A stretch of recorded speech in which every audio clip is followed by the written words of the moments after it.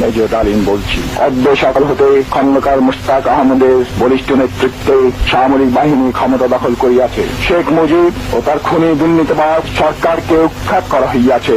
এখন হতে সারা দেশে সামরিক আইন জারি করা হলো। আপনারা সবাই আমাদের সাথে সহযোগিতা করুন। আপনারা নিশ্চিন্ত থাকুন, কোনো অসুবিধা আপনাদের হইবে না। বাংলাদেশ জিন্দাবাদ।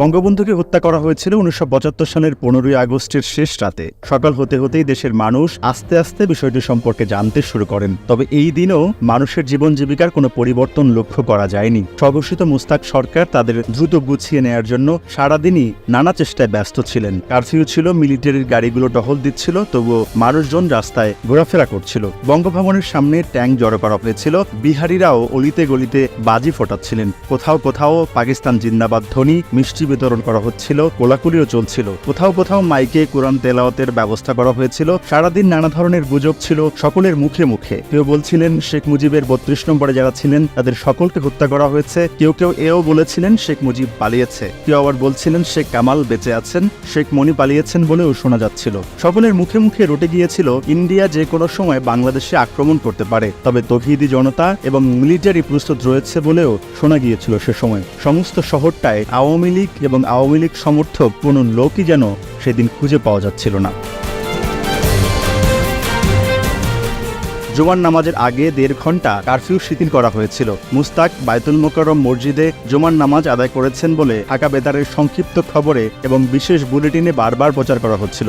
একই সাথে ঘোষণা করা হচ্ছিল যে নবনিযুক্ত প্রেসিডেন্ট খন্দকার মুস্তাক সন্ধ্যার পর জাতির উদ্দেশ্যে গুরুত্বপূর্ণ ভাষণ দেবেন। স্বঘোষিত প্রেসিডেন্ট মুস্তাককে নিয়ে তখন সর্বত্র আলোচনা। সকাল থেকে তাকে বেতারে প্রেসিডেন্ট বলা হলেও প্রেসিডেন্ট হিসেবে তিনি শপথ গ্রহণ করলেন সন্ধ্যায়। তার শপথ বাক্য পাঠ করান তৎকালীন সুপ্রিম কোর্টের অস্থায়ী প্রধান বিচারপতি সৈয়দ এবিএম মাহমুদ। এর পরপরই president Mostaq Ahmed, vice president, 10 জন মন্ত্রী, 6 জন প্রতিমন্ত্রীর শপথ গ্রহণ অনুষ্ঠিত হয়। শপথ গ্রহণ অনুষ্ঠানে 3 বাহিনীর প্রধান যথাক্রমে সেনাবাহিনীর প্রধান KM শফিউল্লাহ, নৌবাহিনীর প্রধান কমোডর মোশাররফ হোসেন খান ও বিমান বাহিনীর প্রধান air vice marshal AK Khandaker উপস্থিত ছিলেন। এছাড়া উদ্যোক্তারা তো ছিলেনই, ছিলেন আর্মির 2য় সারির অফিসারগণ, বেশ কয়েকজন জাতজেল, MP এবং সাবেক মন্ত্রী অর্থাৎ যারা বঙ্গবন্ধুর সময় নানা দুর্নীতির অভিযোগে বরখাস্ত হয়েছিলেন তাদেরও দেখা গেছে সেই অনুষ্ঠানে।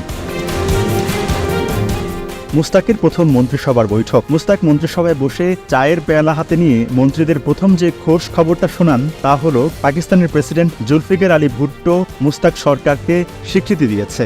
ভুট্টো মুসলিম দেশগুলোর প্রতি মুস্তাক সরকারকে অবিলম্বে স্বীকৃতি দানের আবেদন জানিয়েছে। চীন এবং সৌদি আরব তখনও বাংলাদেশকে স্বীকৃতি দেয়নি। মুস্তাক জানালেন শীঘ্রই এ দুটি দেশের স্বীকৃতি আদায়ে তিনি কাজ করবেন। মন্ত্রীরা আশ্বস্ত হলেন। মুস্তাক যখন বললেন আর কোনো হত্যা সংঘটিত হবে না, মাটিতে আর এক ফোঁটাও রক্ত ঝরবে না, মন্ত্রীরা এরকম একটা আশ্বাস বাণী শুনতে চেয়েছিলেন। মোস্তাক অবশ্য আকারে ইঙ্গিতে হুঁশিয়ারিও করে দিলেন এই সরকারের বিরুদ্ধে যারা থাকবেন অবশ্যই তাদের কপালে বিপদ আছে। তাছাড়া দুর্নীতি যারা করেছেন তাদের বিচার তো হবেই।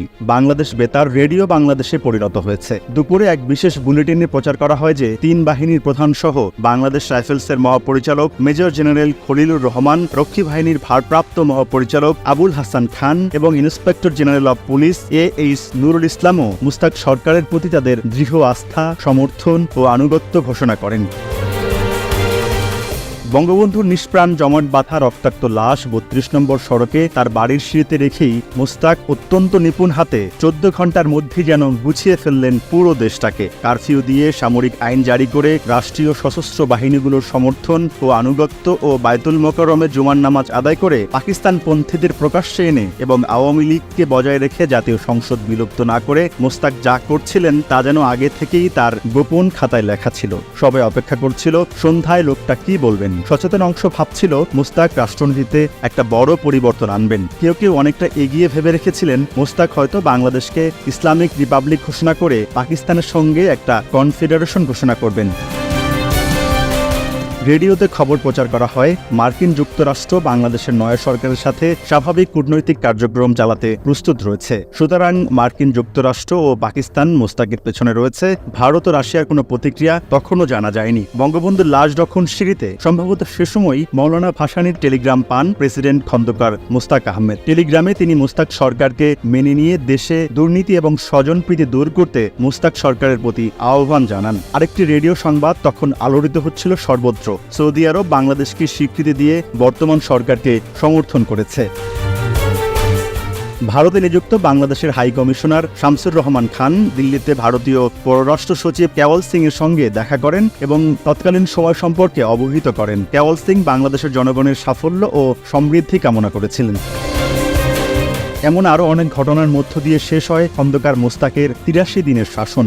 শেষ হয় বাংলাদেশের রাজনীতির মোড় ঘোরানো এক অধ্যায়।